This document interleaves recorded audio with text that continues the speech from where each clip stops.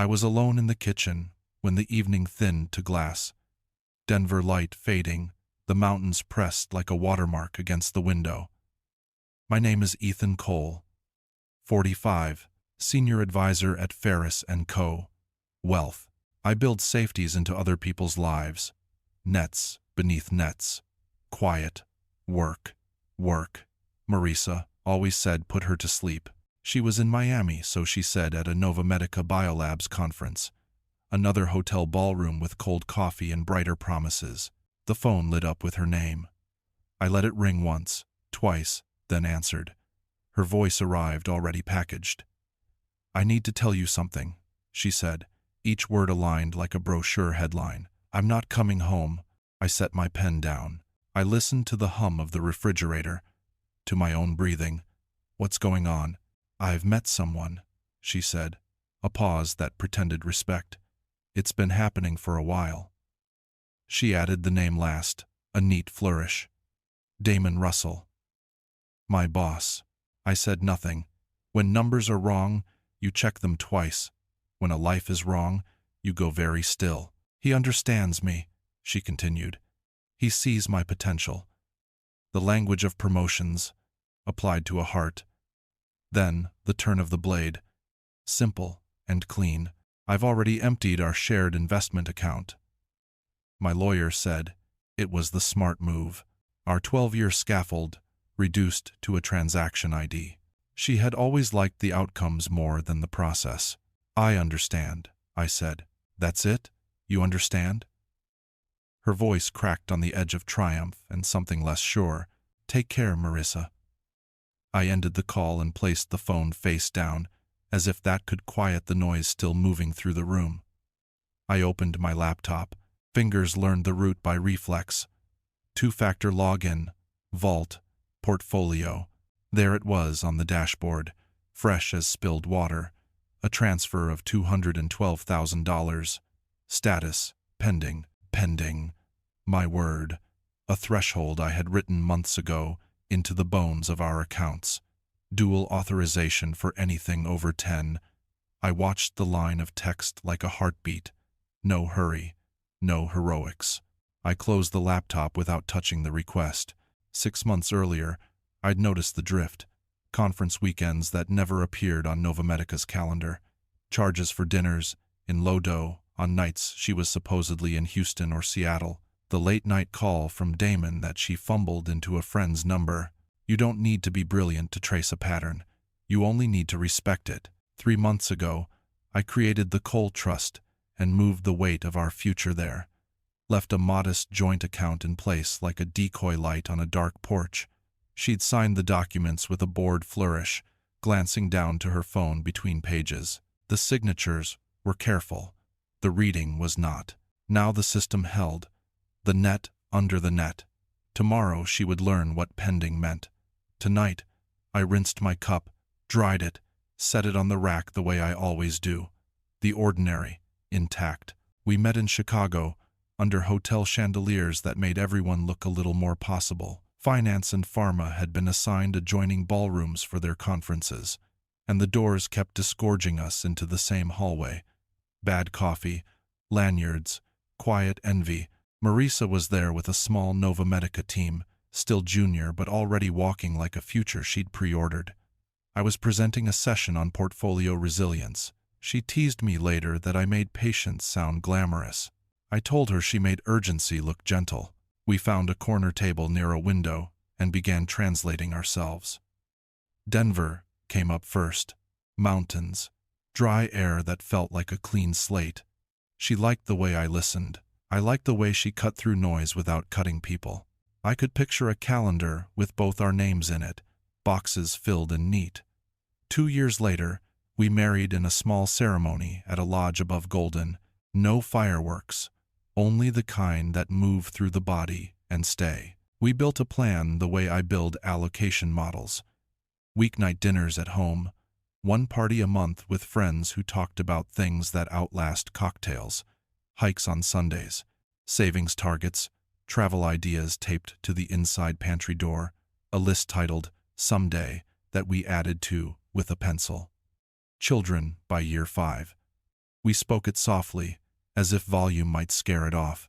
By year 3, we were sitting in a quiet office, while a doctor explained numbers that refused to cooperate. My count. The room stalled on that. Marisa cried in the car, the kind of crying that has its own logic and refuses to be comforted by plans. I held her hand anyway. We said we'd explore options. We said it like homework. Then days stacked, and the homework stayed blank. She began traveling more. More conferences, more dinners, where the first course is flattery and the second is ambition. I buried myself in what I could control. Clients, models, the long game of steady returns that keeps families intact even when the headlines don't. Our house became a layover. Suitcase near the door, dry cleaning in rotation, a garden that needed more noticing than it received. We were courteous, efficient, almost professional. Denver has its own rhythm early mornings, fleece in the back seat, people who still look up when a hawk crosses the sky. We looked up less. We learned to live beside each other like two careful tenants. Conversation thinned into logistics. The intimacy that had once arrived like weather became scheduled, then rare, then something we both performed out of habit and left like a receipt on the nightstand. None of this happened loudly. I think that's important to say. Most cracks don't sound like breaking. They sound like nothing at all. You walk past them until one day the light falls differently and you realize a seam has been open for months. I told myself that careers surge and settle, that grief is a long migration. She told herself she was optimizing opportunities. We were both, in our ways, sincere and wrong. Patterns don't announce themselves. They accumulate. A $78 charge at a wine bar in Lodo on a night she was in Dallas, followed by a Lyft receipt starting 3 blocks from Damon's apartment tower, a conference registration that never showed on Novamedica's public calendar, a missed call from an unsaved number at 11:07 p.m. Then the phone flipped face down with the kind of politeness that hopes you won't ask. I did not accuse. I observed. I wrote dates in a small grid I kept under a stack of 1,099 seconds. Every entry had a note, not because I intended to use it, but because naming is a form of truth-telling. It kept me from drifting into the fog of maybe. Being a numbers person is less about talent and more about ritual. You reconcile, you test, you assume you might be wrong, and you build systems that save you when you are. So, I began with structure. I opened the Coal Trust, a simple, sturdy instrument with a quiet name. Into it went the marrow of our savings. Index funds, municipal ladders, the low-drama holdings that look boring until you need them to be brave. I left a modest joint account in place, a decoy with enough to look plausible, not enough to hurt. Then I adjusted the thresholds. Dual authorization over 10. Verification calls for transfers triggered by new devices. Alerts routed to my office number instead of my cell, because clients call all day and an extra ping vanishes there like rain in the Platte. I had the paperwork ready weeks before I asked for signatures. Marisa signed them at the kitchen island between emails, initialing where I placed sticky flags, her attention split in the very way that had become our grammar. She trusted me with money. If there was a tragedy here, that was part of it. I also did the unglamorous work, password hygiene, device audits. I checked the last accessed logs on our shared folders and watched the timestamps edge later, midnight, 1:13 a.m. Watch the cursor skim across a spreadsheet I built for us years ago, vacations, kitchen remodel, adoption research that we never opened again. In her personal email, once, she left open a hotel confirmation with 2 names that rhymed with inevitability. I did not print it. I did not take photographs. I closed the tab and went for a run along the Cherry Creek Trail, counting breaths, matching feet to numbers until they settled. People love stories where confrontation is clean. I held up the receipt, she confessed. The music swelled. Real life is a longer slope. I told myself this wasn't about catching her. It was about not abandoning myself. That distinction gave me enough calm to listen for the quieter signals. How she laughed more easily with her phone than at dinner, how my careful plans bounced off her like pebbles thrown at glass. By the time the $212,000 request appeared, the net under the net was already woven. Preparation isn't cynicism, it's respect for gravity. I could love her and still refuse to be careless with our lives. The doorbell rang just after 9, the kind of hour neighbors assume means package, not rupture.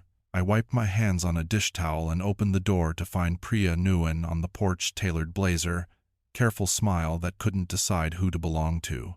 Priya and Marisa traded confidences the way some people trade recipes. I'd poured wine for both of them at our table more times than I could count. "Ethan," she said, voice low. "Can I come in?" I stepped aside. The house smelled like lemon oil and quiet.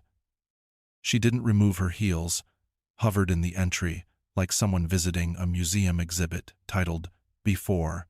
"She asked me to pick up some of her things," Priya said, fingers tightening on the strap of her bag. "Jewelry box, winter clothes, a couple files from the desk." She glanced past me, as if the marriage might still be visible on a shelf. "She knows the safe code," I said. "Always has." I kept my tone level. There are small dignities in not making witnesses pick a side. Priya nodded but didn't move. She also wanted me to check if... She stopped, arranged the sentence again. "If the transfer went through." There it was, the real errand, laid gently between us, like an invoice. I walked to the kitchen, opened the laptop, and turned the screen so she could see. Transfer, $212,000. Status, pending dual authorization required. "It's a safeguard," I said. "We agreed on thresholds years ago." Priya exhaled, a little sound that carried relief and dread in equal measure. "She'll be furious." "That's a choice," I said. It came out softer than I expected. She collected a suitcase of coats and the jewelry box with the scratched lid. At the door, she paused. I tried to talk her out of this.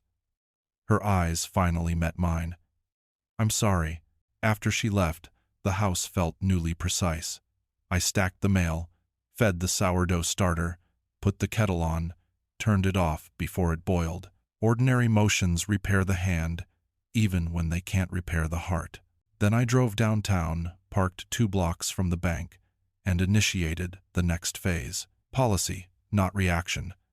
Freeze the decoy account at the transaction threshold, confirm alerts, move the remainder to a ledger that didn't blink when someone panicked. By 3 o'clock, my phone showed 7 missed calls from Marisa, each one a small red bead on a string I chose not to pick up. I let the quiet do a kind of work that words can't. At 4, I climbed the narrow stairs to Arthur Levin's office, above the bookstore, on 17th.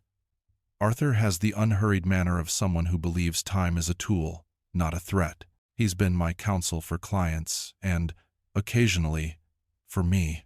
I laid out the documentation like a map, card statements that widowed the lie from its alibi, hotel confirmations that kept choosing the same cities as Damon's travel, the transfer request, the spreadsheet grid of dates and places I had built when I still hoped I was wrong. Arthur paged through without drama.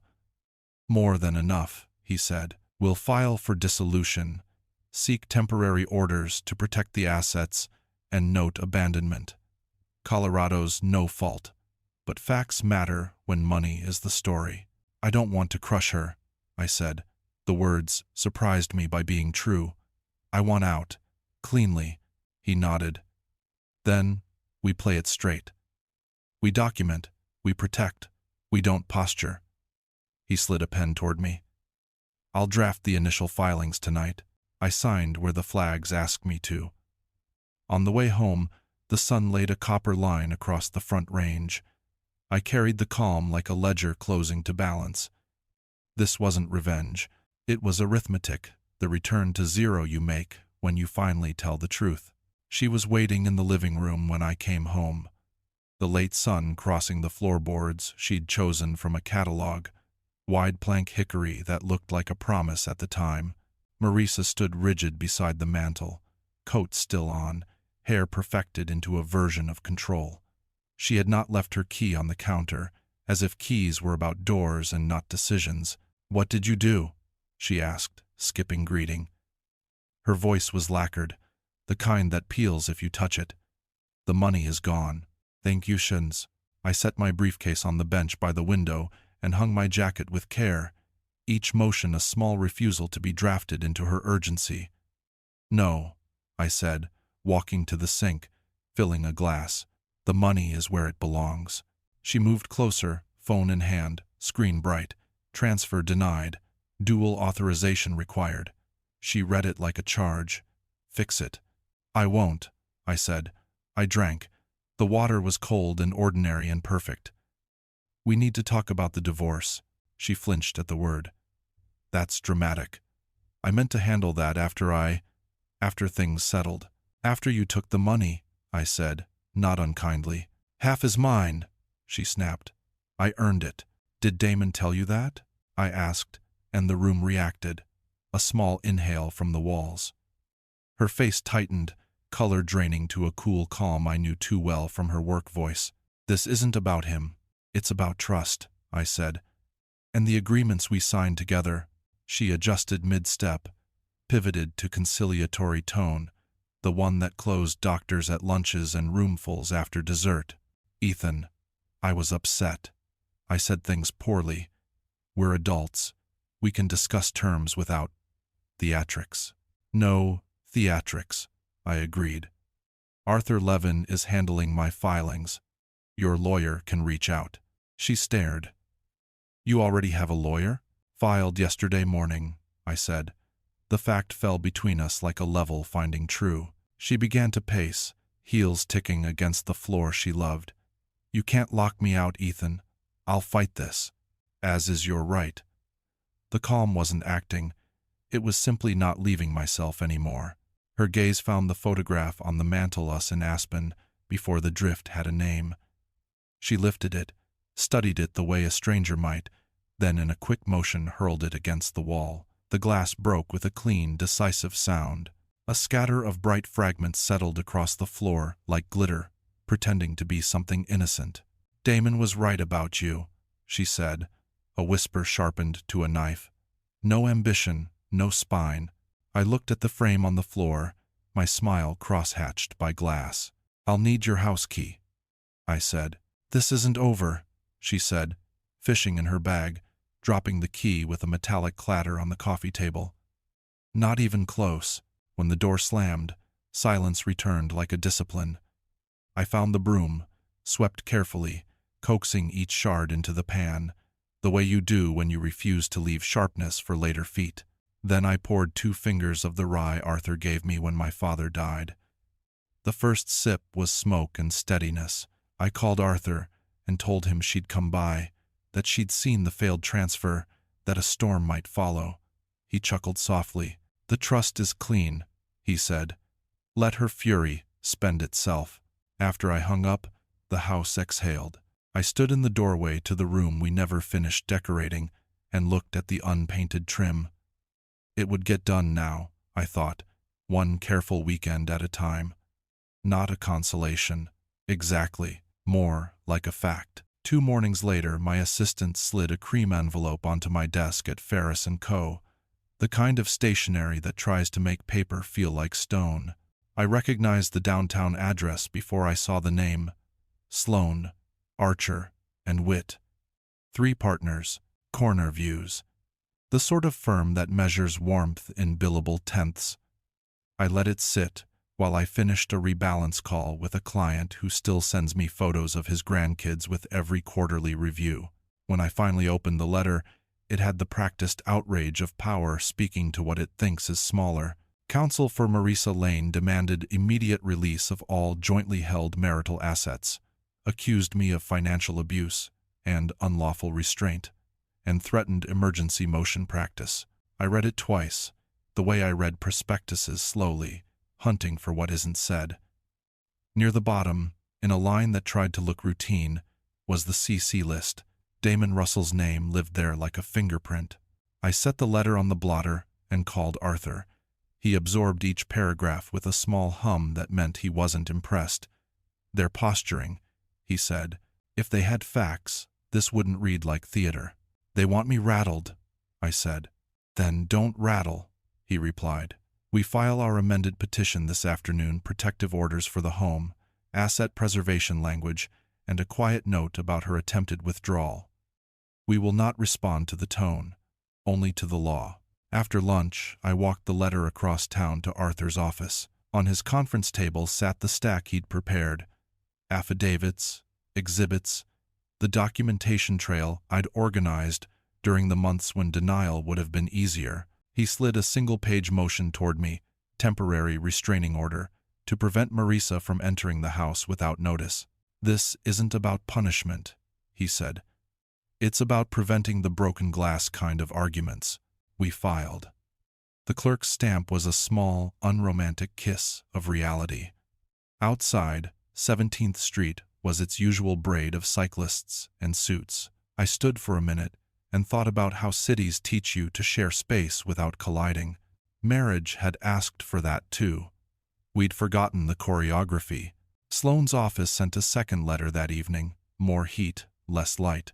It referenced our client's career trajectory and implied reputational harm would follow if I remained obstructionist. I pictured Damon dictating phrasing while checking his reflection in a blacked-out phone. I didn't answer. In markets and marriages, impatience is often the most expensive impulse. Let them overextend. Let the record accumulate its own weight. At home, I made pasta with olive oil and garlic and ate it at the counter with the window open. Somewhere down the block, a radio found an old song that belonged to nobody in particular. I printed the letters and slid them into a blue folder labeled simply Lane. The color helped.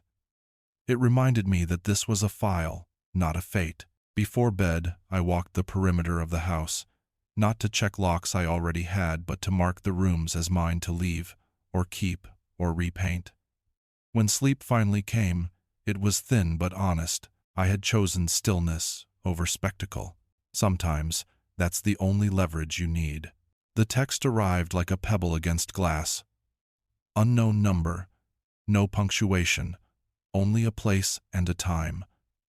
Fairlane Cafe, 2 p.m. Important information about M. I stared at it long enough to hear every cautionary voice I've ever had. Then I replied with a single word, "Okay," and put the phone face down. Some meetings choose you. The street outside my office glittered with March melt. The mountains had that blue distance that makes decisions feel smaller. Fairlane lives in the seam between downtown and a neighborhood that still remembers its porches. I took the back table near the ficus, a seat that kept my face in shadow and the door in view. 10 minutes past the hour, she came in black suit, flat shoes, hair pulled into a practical knot. I recognized her before she reached me. Elena Park, Nova Medica's HR director. We had shaken hands at a holiday gala once, exchanging watchful pleasantries. Today, her eyes were narrowed against the light of being seen. "I can't be here," she said, "not sitting yet. So we will pretend I wasn't." She placed a small thumb drive on the table, simple and chrome. "You didn't get this from me." "What is it?" I asked. "Emails," she said. 14 months of them. Damon and Marisa, after-hours access logs, attachments that never should have left our servers. She finally sat, hands folded. "I'm not here because of your marriage. I'm here because we have a company to protect, and because I'm tired of watching the same pattern take new names." I waited. Waiting is sometimes the only honest thing you can offer. "Damon has done this before," she said, 3 times that I can document. Affairs with direct reports, promises of promotions, relocation, the works. When the shine fades, he moves on. This time he added something worse. She lowered her voice. "We believe he's been selling research data, preliminary trial summaries, pricing frameworks, vendor contracts. We've traced leaks to competitors. The Bureau is sniffing around, quietly. Board politics being what they are, nothing moves until it has to." "And Marisa?" I asked. She looked at me, and for a second the HR mask slipped. A person stood there. I don't know if she understood the scale. I know she accessed files she had no business touching. I know those files left through her hands. Whether she realized Damon's endgame, unclear. I thought of our kitchen island, the way she signed papers without reading, of the nights the cursor on a shared sheet blinked past midnight. Why bring this to me? Because you'll use it carefully, Elena said. Because you document. Because you won't mistake spectacle for strategy. She stood. Do what you need to do to exit cleanly. And, Mr. Cole, don't warn them. Let the record speak. After she left, the cafe's milk steamer hissed like a train leaving. I ordered coffee I wouldn't taste and slid the drive into my laptop, the screen filled with the correspondence of two people who had mistaken risk for destiny, pet names and bullet points, after-hours screenshots, forwarded attachments labeled confidential in a font that should have been loud enough to stop a hand. I copied everything, then closed the lid. Outside, a hawk rounded above the crosswalk, and for a moment the whole sky looked like permission. I didn't want prison for her. I wanted out. Unentangled. Intact. There's a difference between vengeance and rescue. I chose the latter, even if it had teeth. The offer from Sloan arrived at 9:12 a.m., attached to a courteous email that smelled faintly of Victory cigars.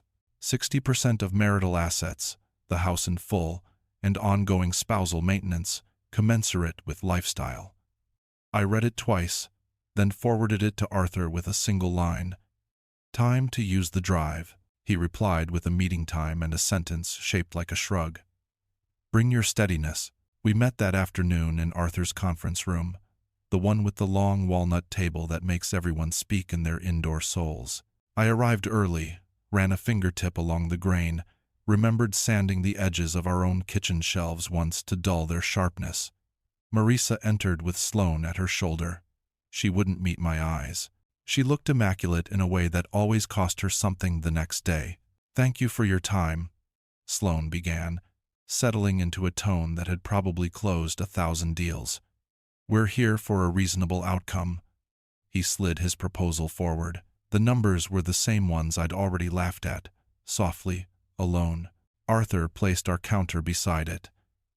$50,000 paid once, a mutual non-disclosure agreement, a sale of the house with proceeds to the Cole Trust, and a complete waiver of any claims to the trust itself.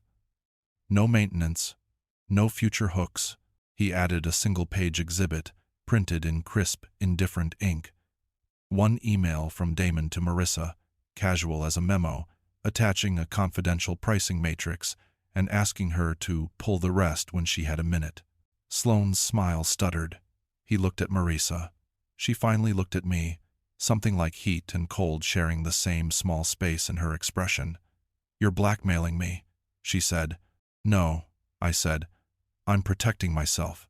Arthur leaned in, voice low and tutorial. What we have are documents establishing access and movement of proprietary materials outside authorized channels. That is a separate universe from divorce, but proximity matters. Our terms buy silence and speed today. He tapped the page once. Or we litigate. And others unrelated to this room get to read along. Sloan asked for a recess. They stepped into the hall. I watched their shapes blur through frosted glass, Marisa's hands moving as if she could still arrange the air into something useful. I remembered the night we wrote our first household budget, laughing at how adult the word sounded. Balance then meant both money and us. Today it meant survival. They returned with faces that had learned something. Sloane's voice had lost half an inch of height. Our client will accept with one modification. She wants written assurance that no materials in your possession will be provided to Nova Medica or any law enforcement agency. Arthur looked to me. It took less than a breath to know. I had already decided what kind of man I would be on my way out. Agreed, I said, on the condition we sign today, and she does not contest any part of the filing. Arthur lifted a folder that had been waiting like a prophecy. Final language, signature flags, We went through the paragraphs line by line. Marisa's pen shook once, then steadied. She signed her name, then mine, then the place where the past turns into paperwork. When she slid the last page away, she whispered, almost to herself, "Was any of it real?" The question hung there, delicate and late. "All of it was real to me," I said. "It wasn't defense, just inventory." By 5 o'clock, the documents were on the clerk's desk. We left by different doors into the same March light. The air tasted like metal and thaw. I felt emptier than triumph and fuller than grief. Sometimes, exit is the only clean math left. That night, after the signatures were ink and the clerk's stamp cooled, I sat at the kitchen island with the thumb drive and a blank email window. Not revenge, more like returning a library book that had never belonged to us. I created a new account with no history and less sentiment, attached only what named Damon without pulling Marisa into its weather, his requests, his forwards to a personal address, the pricing matrix with timestamps that refused to lie. Subject line: concerning irregular access and exfiltration. Recipients: Novamedica's CEO. 2 board members, the compliance mailbox that promises a human behind its form. I did not explain much. I let the documents carry their own gravity. When I hit send, the room felt a fraction of a degree straighter. Then, I erased the account and washed the glass I'd been holding, as if soap could make decisions cleaner. 3 days later, the business section of the Rocky Mountain Ledger tucked a small paragraph under a larger headline about real estate. Regional executive resigns amid internal review. No quotes, no adjectives, just Damon's name, the word immediate, and a sentence about ongoing compliance matters. I folded the paper the way my father used to, a tidy rectangle that keeps ink off your fingers. Around town, nobody noticed. People were busy with their own storms. It was a comfort to remember how large and small the world can be at once. The divorce formalities moved like river water over known stones. 90 days of administrative time and a few required notices. In the quiet between, a certified envelope arrived from Novamedica, heavy with careful phrases. They had, through internal review, become aware of information I had helped preserve. Rather than chase me for how, they offered a consulting role in financial compliance during their restructuring. The letter was signed by Elena, her pen adding a line in blue ink along the margin. Justice, slow but good. I could hear her pragmatic voice in the spacing. I accepted.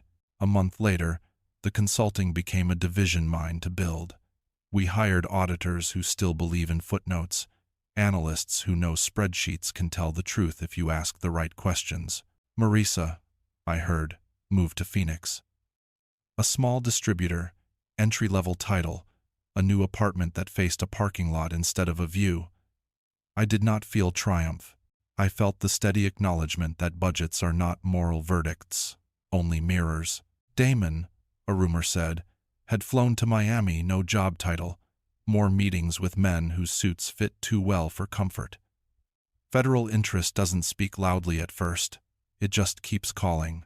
On the day the judge signed the final decree, I walked out of the courthouse into a sun that made downtown glass look merciful. Arthur shook my hand and told me I had been admirably dull, which, from him, meant steady. That night I took the long route home, up Spear, across the footbridge, watching a pickup baseball game in the park gather innings without scoreboards. There's a kind of life that doesn't require applause. It's where you keep promises no one is tracking. When I reached the house, I stood in the doorway a minute before turning on the light. Every choice leaves a residue.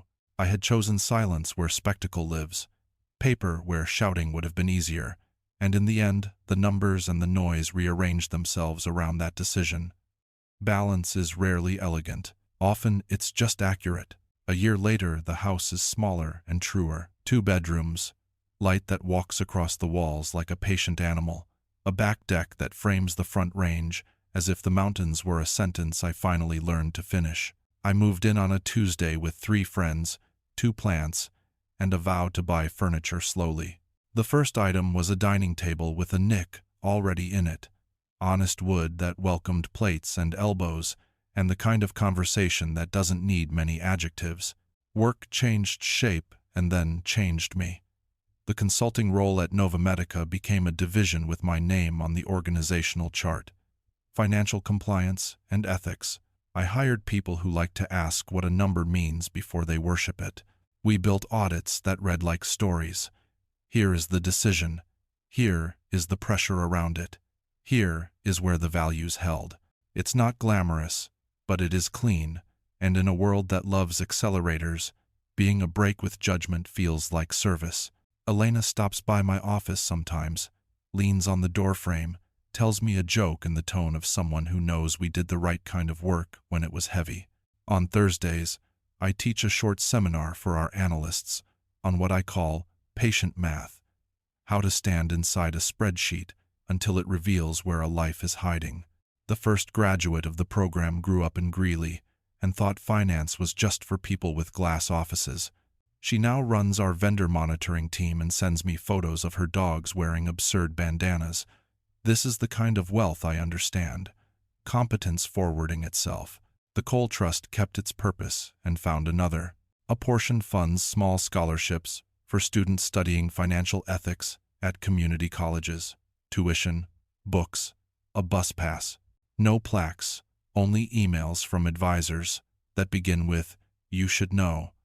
I read those notes on Sunday mornings, with coffee, and feel a private kind of gratitude that asks for nothing back.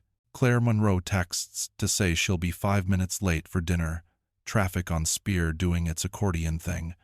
Third date, then fifth, then the kind of rhythm that doesn't need keeping score. She hikes and trail runners and reads footnotes for pleasure.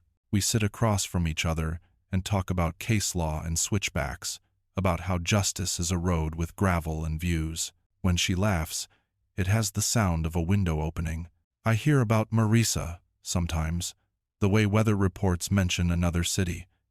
She teaches now, in Arizona, entry-level classes about sales fundamentals. I wish her ordinary days, the kind that don't require acting. As for Damon, the papers say little.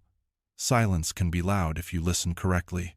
I lock my door before I leave and check the stove, not because I'm afraid, but because care is how I prefer to travel. Driving toward the restaurant, the mountains hold their posture. Some equations balance late. Some balances look like loss until you learn the units. I had been right about numbers. It took longer to get the human math right, but I did.